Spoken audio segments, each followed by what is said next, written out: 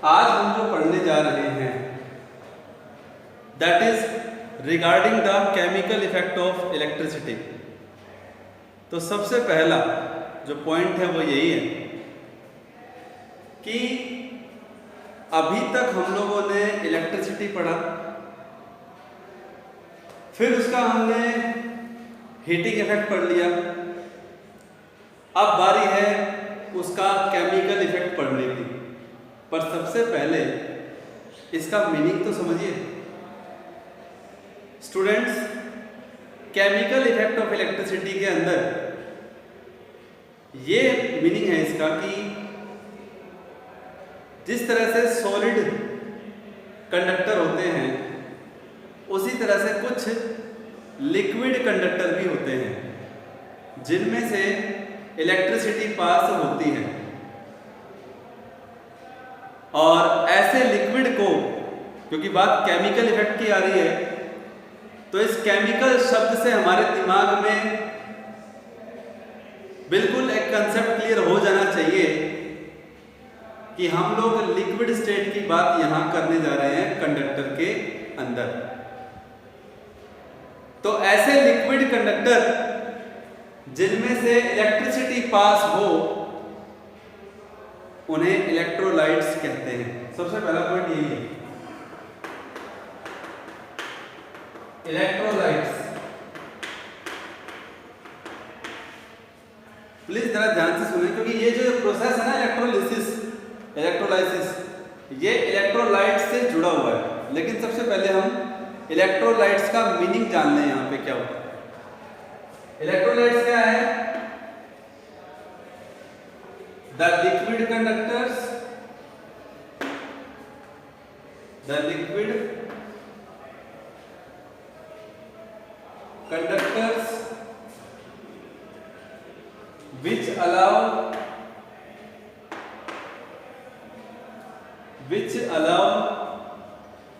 electric current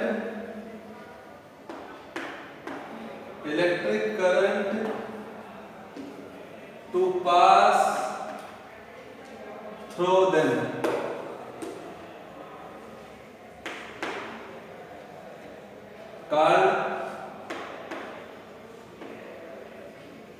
are called electrolytes।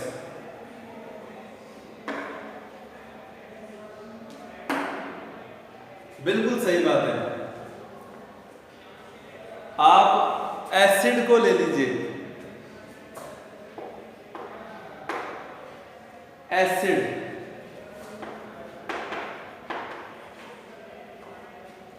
Electrolytes है, क्योंकि acid में से इलेक्ट्रिसिटी पास होती है।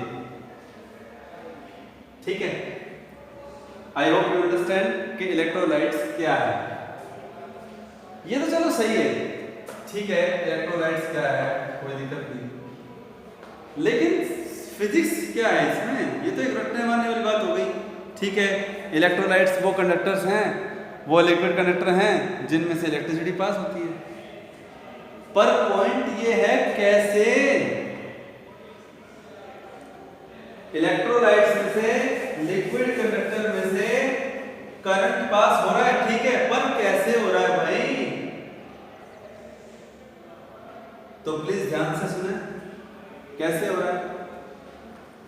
हमारा टॉपिक है केमिकल इफेक्ट ऑफ इलेक्ट्रिसिटी, और जिससे हमें यह बिल्कुल समझ जाना चाहिए कि जब किसी लिक्विड में से, पॉइंट टू बी नोटेड, जब किसी लिक्विड में से इलेक्ट्रिक करंट पास होता है तो उस लिक्विड के जो मॉलिक्यूल, जो एटम्स हैं, वो आयोनाइज हो जाते हैं।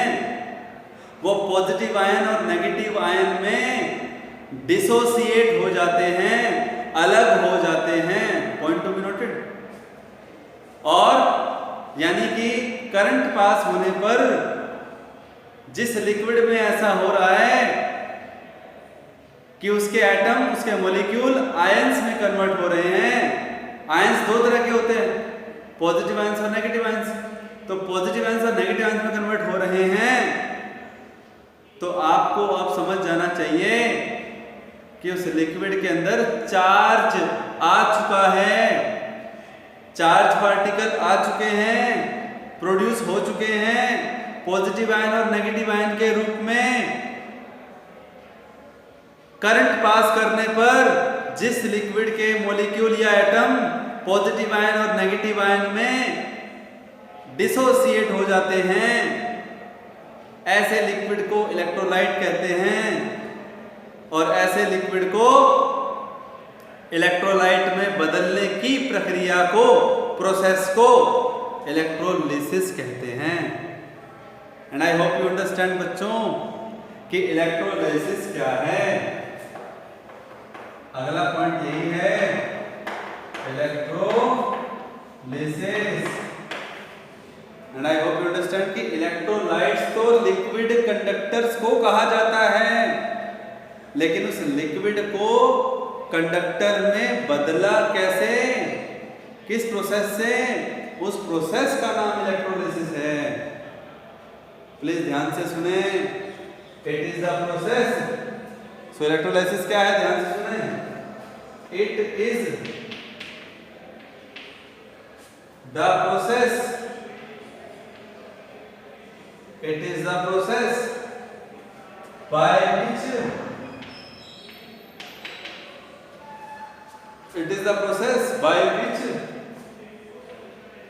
a liquid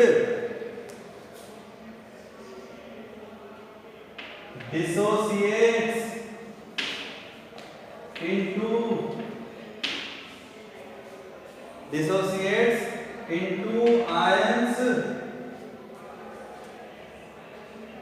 लिक्विड आयंस में, इसके कॉन्स्टिट्यूएंट्स में डिसोसिएट्स हो जाता है when और कब होता है, जब उस लिक्विड में से इलेक्ट्रिक करंट पास होता है। when electric current passes through it। I hope you understand about it।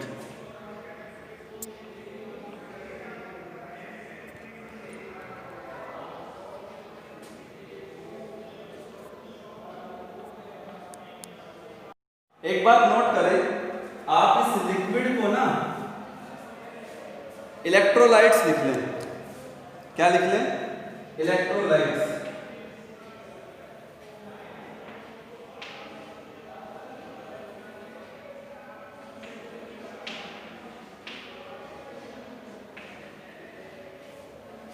क्योंकि करंट तो इलेक्ट्रोलाइट्स में से पास होगा ना। अब जो लिक्विड इलेक्ट्रोलाइट्स है ही नहीं, जो लिक्विड इलेक्ट्रोलाइट्स है ही नहीं, उसमें से करंट कैसे पास होगा, समझ में आई बात। लेकिन कब पास होता है, जब उसमें से इलेक्ट्रिक करंट पास हो, जब तो वो आयंस में कन्वर्ट होता है। अब पॉइंट सुनो क्या है तीसरा, इलेक्ट्रोड्स क्या हैं। इलेक्ट्रोड है ना, मेटल की प्लेट्स होती हैं, मेटल की रोड होती हैं, जिसको इलेक्ट्रोलाइट्स में डुबोया जाता है। क्यों डुबोया जाता है, क्योंकि उन इलेक्ट्रोड के थ्रू ही ना, दोबारा बोलो, उन इलेक्ट्रोड के थ्रू लिक्विड के अंदर, इलेक्ट्रोलाइट के अंदर करंट पास होता है। इलेक्ट्रिसिटी कहां से पास कर रहे हैं हम, इलेक्ट्रोलाइट्स में। इलेक्ट्रोलाइट्स में कैसे पास कर रहे हैं, बैटरी है, बैटरी के साथ ये दो रोड कनेक्ट है। अभी मैं आपको है ना इलेक्ट्रोलिसिस ऑफ वाटर बताऊंगा ना, तो मैं आपको इन तीनों का डायग्राम दिखा भी दूंगा, उसमें आपको समझ में भी आ जाएगा कि किसकी बात मैं कर रहा हूं। यहां पर समझ में आ रही है बात। प्लीज रिमेंबर, इलेक्ट्रोड्स क्या हैं, the plates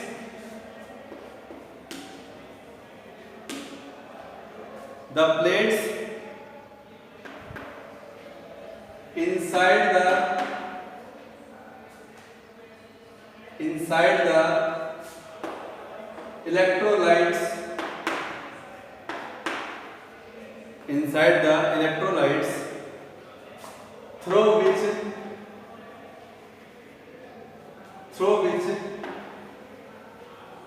electric current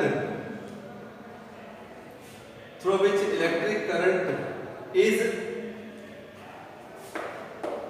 passed into electrolytes.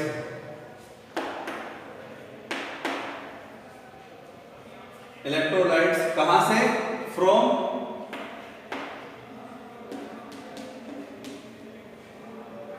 external battery.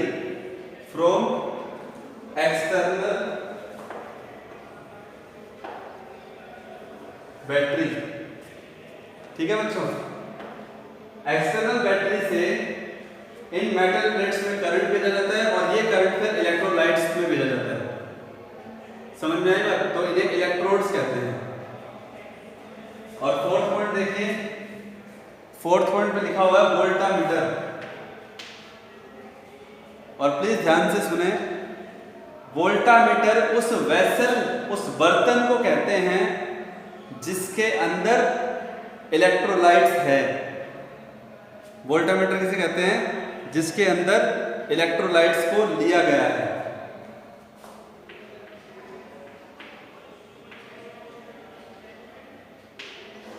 Voltameter. तो वोल्टामीटर क्या है? The vessel in which the vessel in which electrolytes is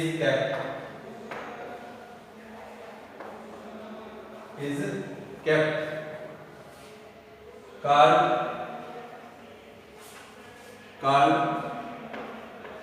voltameter. Please remember, it's not voltmeter, it's a voltameter. ये voltameter है, ध्यान रखिएगा। ठीक है? Yes students, फटाफट से देखिए।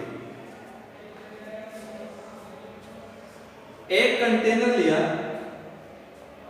उसके अंदर पानी मतलब वाटर और उसके अंदर सल्फ्यूरिक एसिड की 2 से 3 ड्रॉप,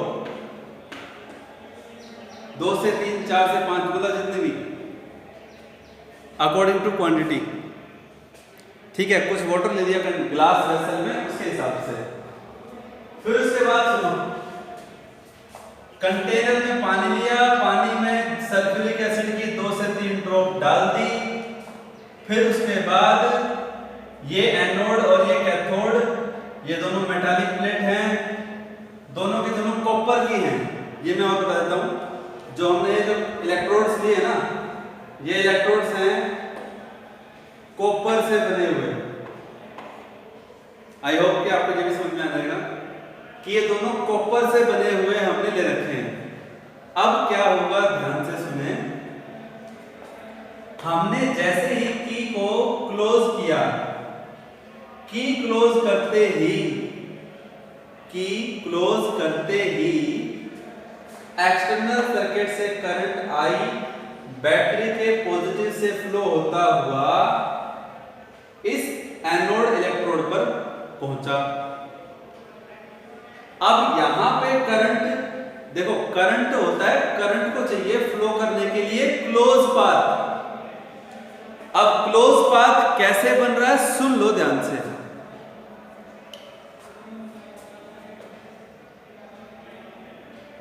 इलेक्ट्रोड देखो, बैटरी के पॉजिटिव से आते हुए एनोड पे,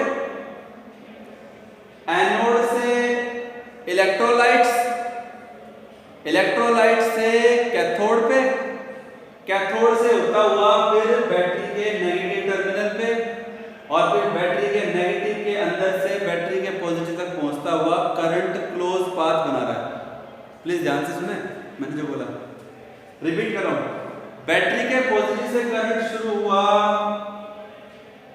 एनोड तक गया, एनोड से करंट इलेक्ट्रोलाइट्स में गया, इलेक्ट्रोलाइट्स में करंट कैथोड में गया, कैथोड से करंट होता हुआ बैटरी के नेगेटिव तक पहुंच गया, तो ये क्लोज पाथ हो गया।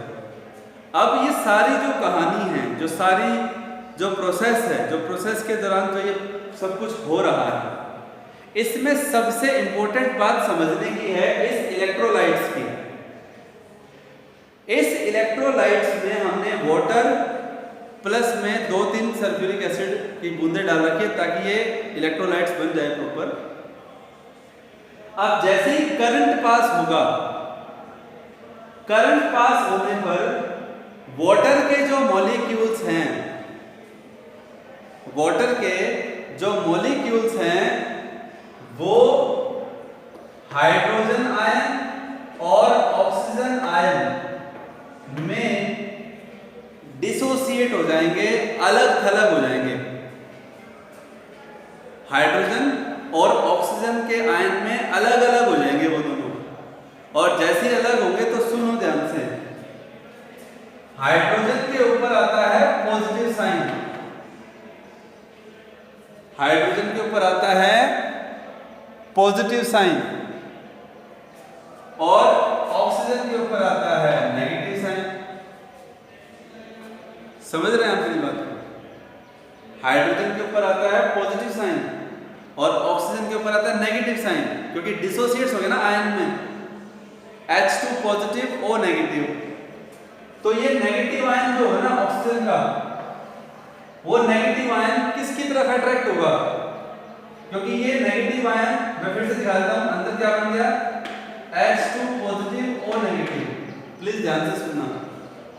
तो जो नेगेटिव आयन है वो एनोड की तरफ अट्रैक्ट होंगे और जो पॉजिटिव आयन है वो कैथोड की तरफ अट्रैक्ट होंगे। क्यों होंगे अट्रैक्ट?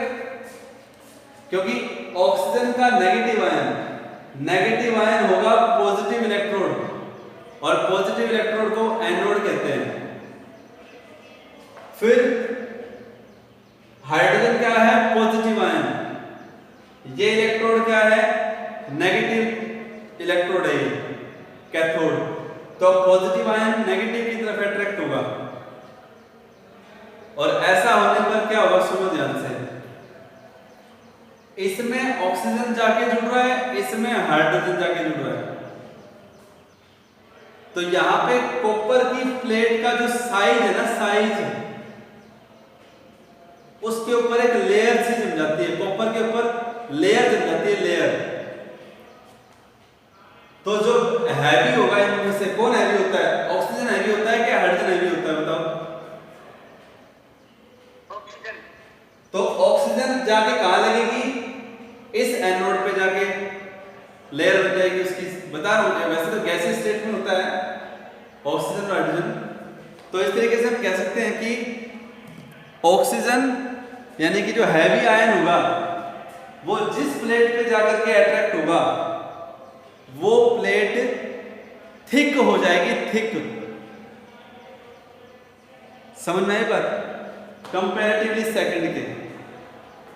तो दिस इज द प्रोसेस कि कैसे वाटर का इलेक्ट्रोलिसिस प्रोसेस हम लोगों ने पढ़ा कि इलेक्ट्रिसिटी पास की बाहर से वाटर के हाइड्रोजन और ऑक्सीजन जो एटम्स थे उसमें वो डिसोसिएट हुआ आयंस के रूप में, और ऑक्सीजन के आयन एनोड की तरफ अट्रैक्ट हुए और हाइड्रोजन के आयन, जो हाइड्रोजन आयन हैं वो कैथोड की तरफ जाके अट्रैक्ट हुए। और ऐसे में हम कह सकते हैं कि दोनों आयन कैथोड और एनोड पर जाकर के कोलेक्ट हो गए, इकट्ठे हो गए। तो हाउ कैन यू से, I think, I hope you understand कि कैसे हम लोग डिसोसिएशन करते हैं बाय पासिंग इलेक्ट्रिसिटी। ठीक है बच्चों?